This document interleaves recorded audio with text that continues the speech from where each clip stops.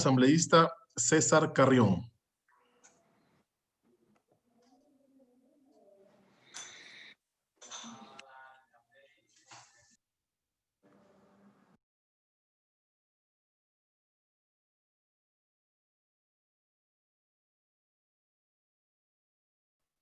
Si me escucha, señor presidente. Le escuchamos. Buenas tardes, asambleísta. Gracias, señor presidente.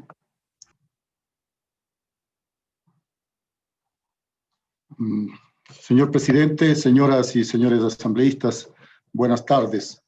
Un saludo muy especial hoy en el Día Mundial de la Discapacidad a todas las personas verdaderamente con discapacidad. Mi solidaridad y mi apoyo para ellos. La Comisión Especializada Permanente de Integración, Relaciones Internacionales y Seguridad Integral, de la cual soy parte, consolidó los proyectos de iniciativa legislativa y ejecutiva, el proyecto de ley orgánica reformatoria a la ley orgánica de movilidad humana. Fue tratada para primer debate en sesión de pleno en el número 671, realizada entre el 9 y 11 de junio del 2020, donde varios asambleístas realizaron observaciones al articulado, al igual que también instituciones públicas, así como distintas representaciones de organismos de movilidad humana. Una vez que revisamos y debatimos las observaciones, se tomaron en cuenta aquellas que garantizan fundamentalmente los derechos que quienes están inmersos en la movilidad humana, sintetizando en este informe para segundo debate, al cual respaldamos. Es necesario resaltar entre los aspectos de la ley están las atribuciones especiales y obligaciones conferidas también a las oficinas consulares del Ecuador para brindar asistencia oportuna, inmediata y efectiva, a denunciar o activar los mecanismos jurídicos necesarios para proteger y prevenir vulneraciones de derechos humanos de las personas ecuatorianas en movilidad humana, el derecho a la identidad cultural y a coordinar con las instituciones de derechos humanos de los países de tránsito y destino de los ecuatorianos. La interposición también de acciones constitucionales y legales frente a graves amenazas o violaciones de derechos. El proyecto en sí de esta reforma incorpora la definición de situación migratoria. Todos conocemos que se hablaba solamente de la condición, que se refiere al estatus o la calidad, que es temporal o residente. Sin embargo, se ha incorporado el término situación, que corresponde al cumplimiento o no de las normas que pueden ser en la situación regular o irregular, para que quede clarificada en esta norma. La ley también incorpora varios principios y valores, como el de la reciprocidad internacional, que contiene elementos que nacen de la costumbre internacional, en el que un Estado concede a otro un trato semejante al que recibe de él en referencia al derecho migratorio.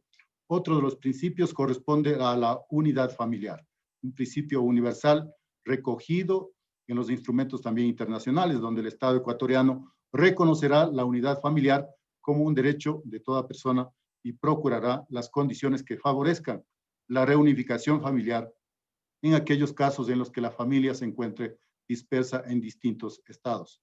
Por otro lado, el principio de soberanía nacional. Es importante en materia de movilidad humana que está asociada al hecho de ejercer la autoridad en el territorio nacional, y la autoridad correspondiente debe disponer el control y el orden público tendiente a hacer cumplir los derechos y garantías de las personas en situación de movilidad, impidiendo que se cometan actos arbitrarios que lesionen otros derechos. Para las personas retornadas se efectivizan varios derechos y beneficios para los ecuatorianos que se radicaron en el exterior y retornan al territorio nacional para domiciliarse, como son los derechos a la vivienda, la inserción laboral, la reunificación familiar.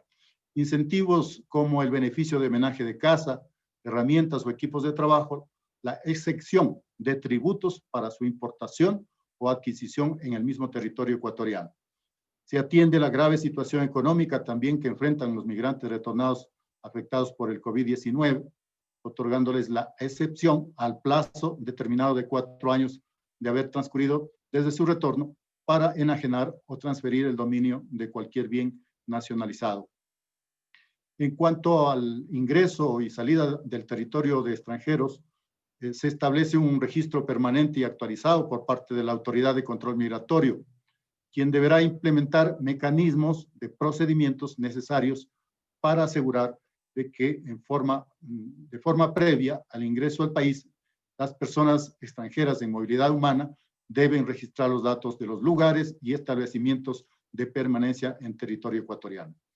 También contempla en este informe la atención, protección y asistencia y reparación de las víctimas de trata de personas y del tráfico ilícito de migrantes, a la que las instituciones públicas cuenten con la cooperación de otras instituciones privadas y demás sectores de la sociedad civil. Se faculta también a la Autoridad de Control Migratorio que pueda verificar el cumplimiento de las actividades autorizadas para las personas extranjeras durante su permanencia en el país, en coordinación con las demás instituciones competentes del Estado. Se permite la aprehensión de ciudadanos por alerta internacional en coordinación con el sistema judicial y organismos internacionales.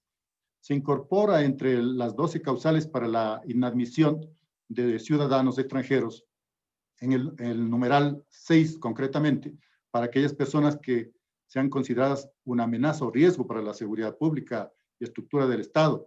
Ya hemos tenido casos de extranjeros que han pretendido entrar o han entrado también y puede afectar y afecta a esta estructura del Estado, según información que dispongan obviamente las autoridades con respecto a sus antecedentes, y también existe una simplificación en el procedimiento para la salida inmediata de aquella persona que es inadmitida, que está acorde también a los instrumentos internacionales.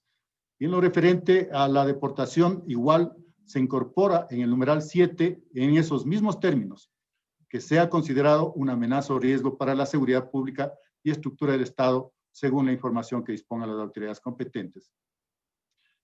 También, en el numeral 8, el haber recibido sentencia condenatoria ejecutoriada por el cometimiento de un delito sancionado con pena privativa de libertad de 3 a 5 años, de acuerdo a la legislación penal. Además, también en el numeral 9, ese motivo de una deportación, el haber recibido sentencia condenatoria, haber sido sancionado por alterar y poner en riesgo la tranquilidad y la paz ciudadana o alterar el orden público.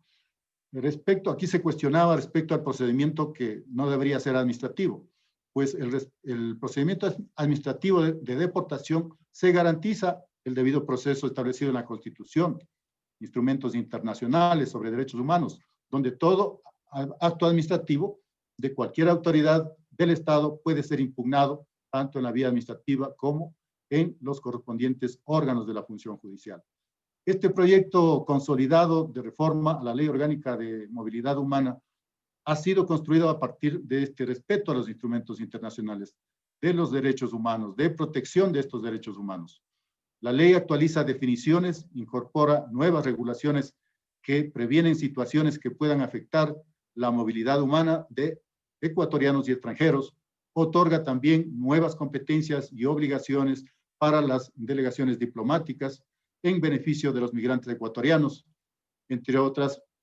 Y finalmente, este proyecto es una oportunidad para actualizar la vigente ley desde el enfoque garantista de derechos, por lo que es importante apoyar este proyecto. Gracias, señor presidente, señoras y señores.